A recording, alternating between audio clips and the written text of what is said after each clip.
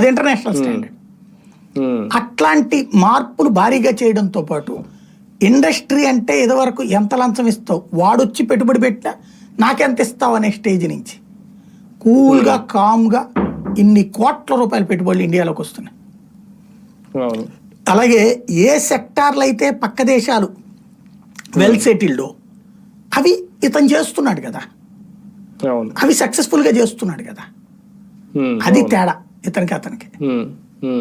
ఒక రకంగా అంటే మీరు అన్నట్టు భారతీయ జనతా పార్టీని అధికారంలోకి తీసుకొచ్చారు వరుసగా, కానీ దేశవ్యాప్తంగా ప్రజాదరణ పొందిన నేటి నేతగా మనం చెప్పుకోవడానికి ఇప్పుడు మోడీ గారు. అంటే ఇది ఆయన వ్యక్తిగత క్రెడిట్ ఎంత, మీరు అన్నట్టు బీజేపీ ఆర్ఎస్ఎస్ బ్యాక్గ్రౌండ్ నుంచి వాళ్ళ మేకింగే అయినా మళ్ళీ ఇప్పుడు అలాంటి నాయకుడు మనకు కావాలి అన్న ఉన్నారా మోడీ తర్వాత అనేది కూడా? మోడీ విజయానికి కారణం రాహుల్ గాంధీ. అవునా? మోడీ ఆ స్థాయికి ఎదగడానికి కారణం రాహుల్ గాంధీ. అంటే ప్రతిపక్షం బలంగా లేదా?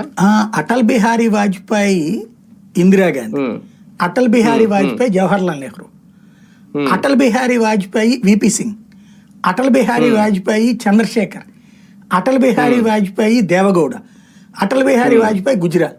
కంపారిజన్ చూడండి. నెహ్రూ స్టామినా ముందు వాజ్పేయి చిన్నబోయాడు. అంటే స్ట్రేచర్ అంటాం, స్థాయి. అవును. అట్లాగే ఇందిరాగాంధీ స్ట్రేచర్ ముందు